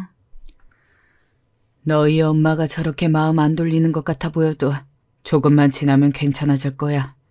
너무 걱정 마라. 밤이면 아빠가 들어와서는 저를 위로해줬지만 그리 큰 위안이 되지 않았습니다. 그러던 중 갑자기 시어머니에게서 연락이 왔어요. 솔직히 그 연락을 받았을 땐 희망적인 연락이라고 생각했어요. 그게 아니라면 굳이 저를 다시 보자고 할 이유가 없으시니까요. 전 일이 끝나자마자 헐레벌떡 약속 장소로 뛰어갔고 얌전히 시어머니를 기다렸어요. 그런데 잠시 후 시어머니가 굳은 얼굴로 들어오시더라고요. 그러고선 서로 음료를 주문하고 한참을 침묵 후 시어머니께서 먼저 입을 떼셨어요. 얘야, 미안하지만 우리 애랑 헤어져라. 결혼은 너희 둘끼리 하는 게 아니고 집안끼리 하는 거다. 근데 아무래도 너희 엄마가 얽혀있는 이상 이 결혼은 힘들 것 같구나. 네? 하늘이 무너지는 줄 알았죠. 당황스러움에 입술까지 파르르 떨렸습니다. 어머니, 다시 한번 생각해 주시면 안 될까요? 제가 두 분 사이에 무슨 일이 있었는진 정확히 모르지만 그래도 저랑 수성 씨 서로 진심으로 사랑하고 있는 거 누구보다 아시잖아요. 그래서 허락도 해주셨고요. 나도 말을 번복해서 미안하구나. 근데 이게 내가 지금 할 수 있는 최선의 답이란다. 미안하다. 그럼 그렇게 알고 나 먼저 들어가마. 절 그렇게 예뻐라 해주셨던 시어머니는 정말 엄한 표정으로 저 답만 남기시곤 일어나 버리셨어요. 그때야 전 이 모든 상황이 굉장히 현실로 다가오면서 참혹한 심정이 되었어요. 어떻게든 결혼 당사자들이 밀어붙이면 어떻게든 결혼은 진행될 거라 생각했는데 그러기엔 두 분 사이의 골이 너무나 깊어 보였습니다. 집으로 돌아오는데 저도 모르게 눈물이 툭툭 떨어지더라고요. 그래서 돌아오는 길 남편에게 전화해 속상함을 털어놓으며 엉엉 울고 말았어요. 남편 역시 자기 딴엔 여러 가지 노력을 한 듯 보였지만 시어머니가 절 만나 그런 소리까지 할 줄은 몰랐는지 충격이 커 보였어요. 너한테 너무 미안하다. 일단 마음 잘 추스르고 돌아가 있어. 내가 엄마랑 잘 얘기해 볼게. 전 솔직히 엄마에게도 섭섭했어요. 아무리 제가 남편이랑 헤어지기를 원했다고는 하지만 사실 결혼까지 생각한 사이가 어떻게 그렇게 쉽게 겨우 부모님 말 하나로 이별을 하겠어요. 그게 힘들 거란 걸 뻔히 알면서도 엄마가 제 사정을 하나도 봐주지 않는 게 너무 서러웠습니다. 덕분에 아빠는 엄마와 저 사이에서 진퇴양난이었습니다. 아빠도 아빠 나름대로 엄마를 설득해보려고 했지만 엄마가 워낙 완강하게 절대 안 된다고 하는 통에 방법을 찾지 못하고 있는 상황이었죠. 저는 날이 가면 갈수록 눈물만 늘어나고 그러던 어느 날은 엄마에게 너무 화가 나 버럭버럭 소리를 지르고 말았어요. 엄마, 내가 지금까지는 참았다. 근데 아무리 엄마라도 이건 너무하는 거 아니야? 엄마랑 시어머니 두 분이서 푸셔야 할 문제이지 왜 자식들 결혼식까지 망치려 들어? 엄마, 내가 이대로 결혼 못해서 노처녀로 늙어 죽었으면 좋겠어? 솔직히 제가 이렇게까지 화를 내며 나서면 엄마도 한 발 물러서 줄 거라 생각했어요. 하지만 이게 얼마나 큰 착각이었는지는 곧이어 알게 되었습니다. 엄마가 저보다 더 큰 목소리로 이웃집의 목소리가 들릴세라 버럭버럭 소리를 지르더라고요. 그래, 차라리 노처녀로 있어. 뭐? 그런 시어머니 둘 바엔 차라리 결혼 안 하는 게 나아. 넌 걔가 얼마나 지독한 기집애인지 몰라서 그래. 아마 너 시집살이도 엄청 시키려 들 거야. 내가 그 꼴을 어떻게 보니? 걔한테 당한 것도 억울해 죽겠는데. 이쯤 되자 제 눈엔 엄마도 정상이 아닌 것처럼 보였어요. 시어머니에게 너무 많이 화가 나 있었고 이젠 제 의사 따위 존중할 생각은 없으셨죠. 살갑던 모녀 사이는 그렇게 냉기가 철철 흘러 넘쳐버렸어요. 엄마와 전 서로 눈만 마주쳐도 노려보기 바빴고 언젠가부턴 눈도 마주치지 않게 되었어요. 그리고 이 사태를 조용히 지켜보시던 아빠가 결기 어린 표정을 하고 제 방에 들어와 말했습니다. 안 되겠다. 이 아빠가 어떻게든 대책을 세워보마. 대책? 무슨 대책이 있어? 아빠는 고개를 끄덕였어요. 저 평소에 하루에 5끼도 거뜬히 먹고 간식도 챙겨 먹을 정도로 대식가였는데 하루에 1~2끼만 간신히 챙겨 먹고 남은 시간은 맨날 울기만 하니까 정말 단기간에 살이 5kg이나 빠졌습니다. 그렇게 다이어트 하려고 노력할 때는 안 되더니 잠깐 새에 홀쭉해진 저를 보고 아빠는 정말 이대로 있어서는 안 되겠다고 생각을 하셨던 모양입니다. 평소 저를 위로한 것과는 다르게 완전히 무슨 방법이라도 있는 것처럼 아빠만 믿으라고 했죠. 죄송스러운 말씀이지만 별로 기대를 안 하기는 했습니다. 하지만 내심 그러면서도 아빠가 대체 어떤 행동을 하려고 그러길래 이렇게까지 자신만만하게 이야기하나 궁금하기는 했습니다. 그렇게 며칠 기다리는데 아빠가 갑자기 이런 말을 하시더라고요. 이번에 우리 여행 좀 다녀오자. 여행? 아니 갑자기 이 상황엔 뭔 여행? 난 안 가. 어허, 가자니까. 서로 사랑하지만 평소 굉장히 개인주의적인 성향이 강한 가족이라 저희 가족은 제가 어렸을 때를 빼고 다 커서는 여행 한번 제대로 가본 적이 없었습니다. 그런데 이렇게 살얼음판 같은 상황에서 갑자기 가족여행이라니. 괜히 아빠가 원망스러워서 째려보던 눈을 치켜뜨자 아빠는 다 생각이 있다는 얼굴로 그냥 고개를 끄덕였습니다. 그래서 저는 얼떨결에 제주도의 한 호텔로 여행을 가게 되었죠. 근데 딱 공항에 내리자마자 너무 놀라운 광경을 보게 됩니다. 당시 삼엄한 엄마의 감시로 문자 보내는 것도 잘 못하고 있던 남편과 시부모님이 저희처럼 공항에서 캐리어를 들고 있던 거였습니다. 저랑 남편은 서로 발견하고서 어버버 입을 벌리고 놀라고 있는데 아빠가 그런 저를 보고 황급히 못 본 척하게 하더니 엄마를 데리고 셋이 공항을 빠르게 빠져나갔습니다. 슬쩍 뒤를 돌아보니 시아버지도 저와 아빠랑 똑같은 행동을 하고 있더라고요. 여기서 어쩐지 두 분이서 무언가 계획을 세웠다는 느낌이 왔습니다. 이따가 저녁에 나랑 네 엄마만 나갈 거야. 내가 미리 저쪽 사돈어른이랑 이야기를 해가지고 저쪽도 가족여행 오게 만들었으니까 내 어른들끼리 잘 풀어보게 만드마. 아빠, 근데 이게 계획대로 될까? 괜히 여기서 만나서 두 분 머리채라도 잡고 싸우면 어떡해. 지금 우리 엄마 표정으로 봐선 아빠가 이런 계획 세운 거 알면 난리 날 것 같은데. 여행 간 곳에서 만나 하룻밤 동안 술 진탕 마시면서 풀면 3대에 걸친 원수도 친구가 될 수 있어. 아빠만 믿어. 그러면서 아빠는 저에게 걱정하지 말라고 말하고 저녁이 되자마자 저에게 미리 말한 대로 엄마를 데리고 밖에 나갔습니다. 그리고 다음날 아침까지 돌아오지 않았습니다.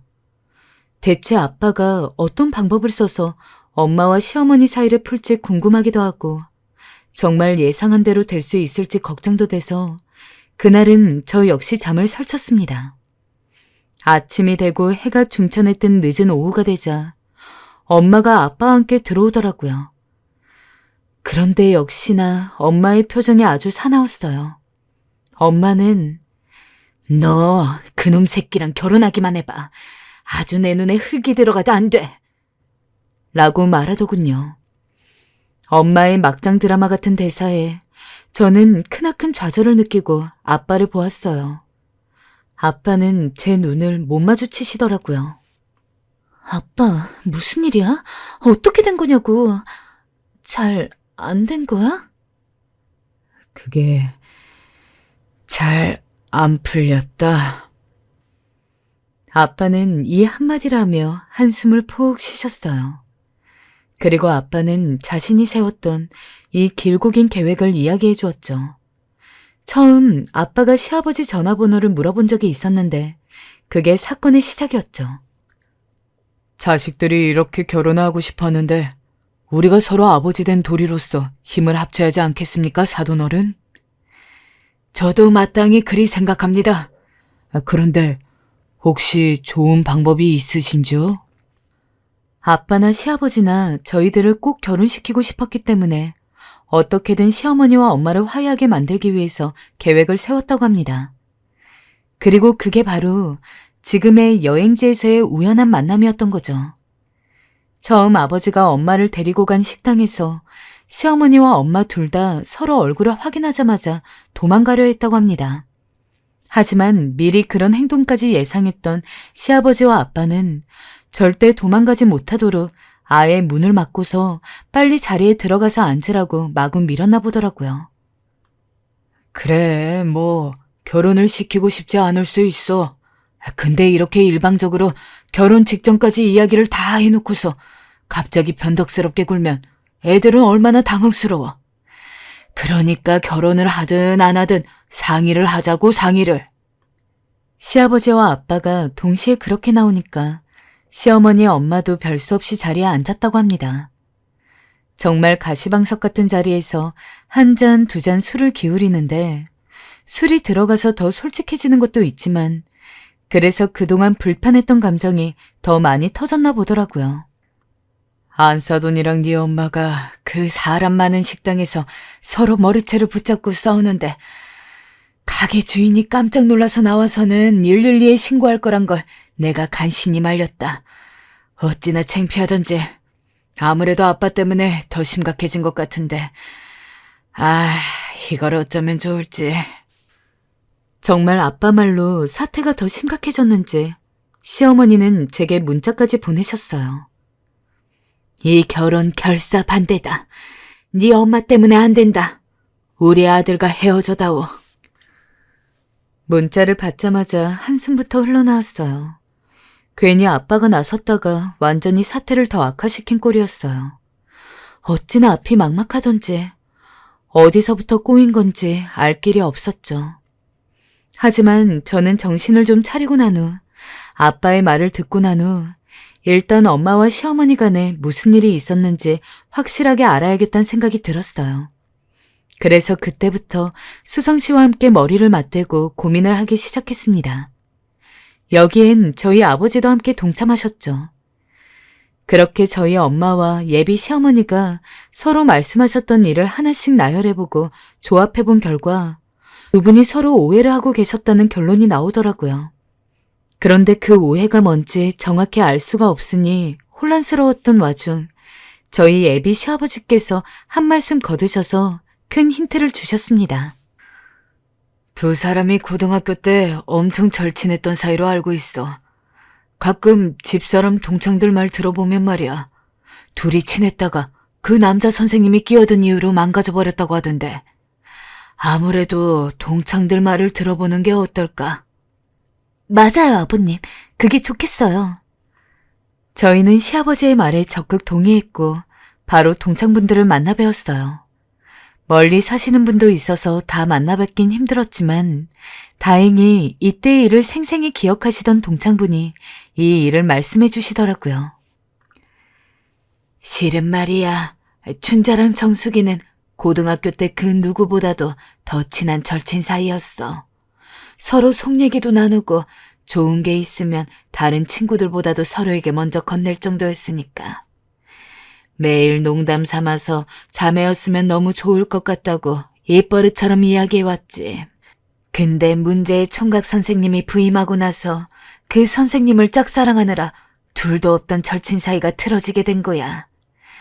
그리고 같이 다니던 친구들도 춘자파, 정수기파에서 편이 나뉘어지게 되었고 그 사이에서 당사자가 아닌 다른 친구들이 마구잡이로 서로 이간질하다 보니까 실제로 하지 않은 일도 부풀려서 상대방 귀에 들어가고 그것 때문에 둘이 돌이킬 수 없는 관계까지 가게 된 거야. 근데 걔네 아직도 서로한테 꽁해 있지? 그게 다 둘이 너무 친했어서 그래. 동창분의 말씀으로 인해 저희는 그제야 두 분 사이 무슨 일이 있었는지 어떤 오해였는지 완전하게 이해할 수 있게 되었어요. 그리고 조심스레 부탁을 드렸는데 너무 고맙게도 동창분께서도 역시 저희 엄마와 시어머니 두 분에게 말씀을 잘 해주시겠다고 했죠. 저희는 일단 동창분만 믿고 두 분이 화해하시길 기다렸어요. 허나 엄마의 표정은 어째 변함이 없더라고요. 거기다 말도 안 되는 여행을 계획한 아빠에게 엄만 무척 화가 나 있었습니다. 덕분에 아빠도 매일 등이 꼬부라진 채로 다니셔야 했기에 저까지 눈치 보는 상황이 되어 있었어요. 저는 그 동창분에게 매일같이 연락해 엄마와 시어머니 사이를 잘 좀 풀어달라고 부탁을 드렸습니다. 그렇게라도 해야 마음이 편할 것 같았죠. 그러던 어느 날 갑자기 시어머니가 저희 집을 방문한 겁니다. 말도 없이요. 정말 그야말로 말없이 오신 거라 저희는 깜짝 놀랄 수밖에 없었어요. 뭐라도 내드려야 하나 고민하다가 제가 서둘러 문을 열어드렸는데 시어머니께선 대뜸 저희 엄마의 이름을 부르시더군요. 정숙이 너 나와봐라. 얘기 좀 하자. 뭔 얘기? 계속 그렇게 굴 거야? 아, 뭐가? 얘기를 해야 풀든 말든 할 거 아니야. 시어머니의 말은 다분히 희망적이었어요. 일단은 풀려고 왔다는 사실 하나만으로도 말이죠. 저는 너무 기뻐 소리를 지르고 싶었던 한편 이 마음을 가라앉히기 위해 심호흡을 여러 번 해야 했어요.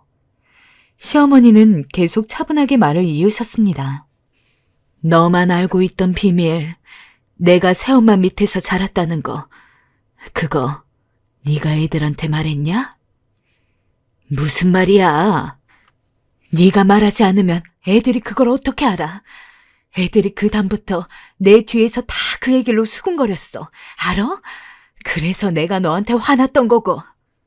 시어머니의 말에 엄마는 좀 놀란 표정을 지으셨어요. 그리곤 자신이 그런 말을 왜 하냐며 절대 하지 않았다고 말했죠. 내가 아무리 네가 나에 대한 험담을 늘여놓고 다닌다 해도 그런 말까지 했겠냐? 난 안 했어, 그런 말. 다른 기집애들이 어디서 알아가지고 그런 말을 떠벌리고 다닌 거겠지. 그럼 너야말로 말해봐. 너 내가 동네 오빠 민철이 좋아했다가 차인 거 네가 말했냐? 내가 절대 말하지 말라 했던 거 그거 네가 말했냐고. 참나, 내가 그걸 왜 말해? 난 알지도 못했어. 입에 침이나 바르고 거짓말해라. 어디서 그런 거짓말을 해?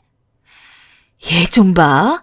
난 그 얘길 다른 애한테 들었다. 너한테 들은 게 아니고.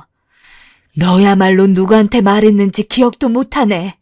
그리고 내가 설령 알았다 해도 네가 그 오빠한테 차인 걸 뭐하러 동네방네 떠들고 다니니?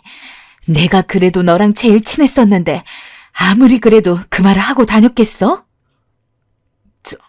정말이야? 정말이지 그럼 이년아. 그제야 엄마의 눈꺼풀이 파르르 떨리기 시작했어요. 시어머니도 엄마 얼굴을 보더니 잠시 침묵을 지켰어요.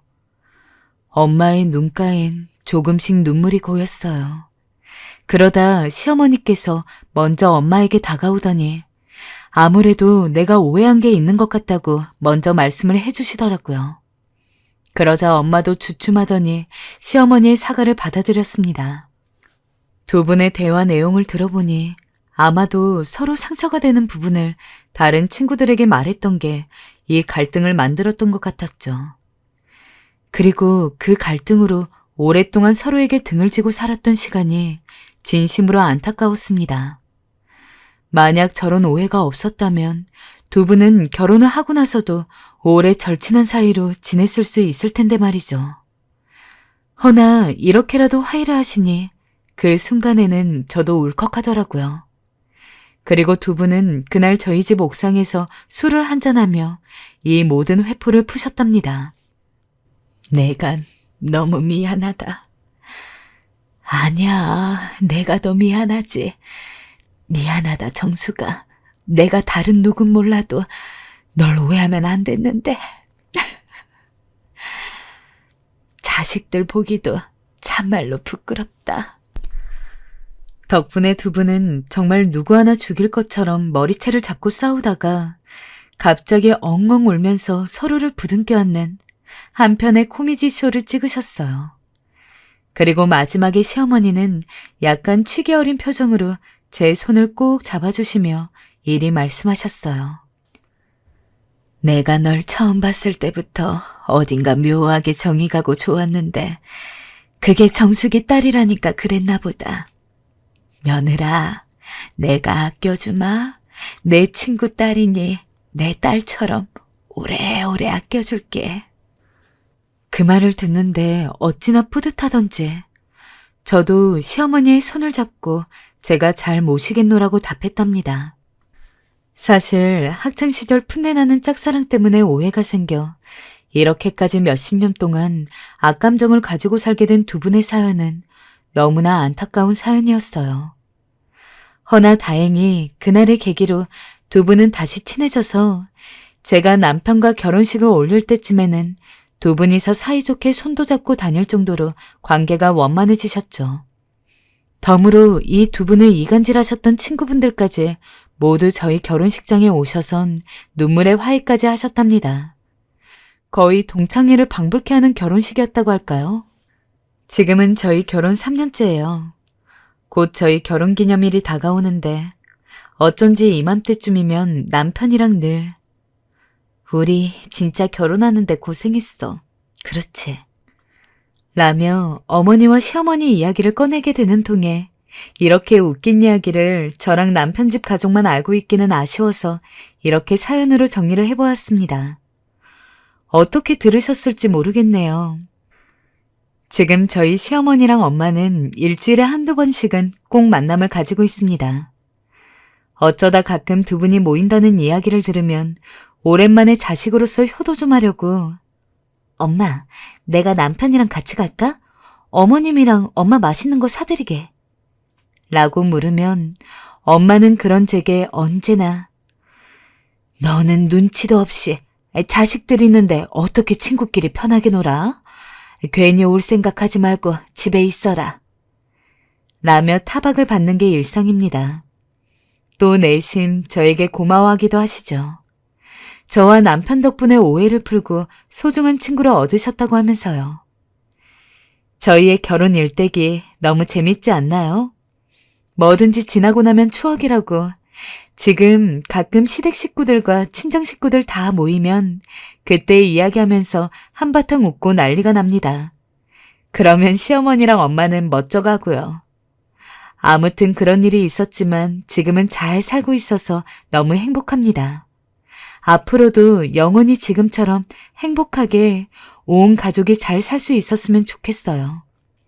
또 혹여나 저희 엄마와 시어머니처럼 옛날 친구들 중에 작은 오해로 사이가 멀어지거나 안 좋아지신 분들이 있다면 이번 기회에 제 사연 듣고 한 번쯤 손 내밀어 보시는 것도 좋지 않을까 싶어요. 지금 두 분의 사이를 보면 그런 생각이 저도 많이 들거든요. 아무튼 지금까지 이야기 들어주셔서 감사하고 여러분들의 가정에도 평안이 가득하시길 바랄게요.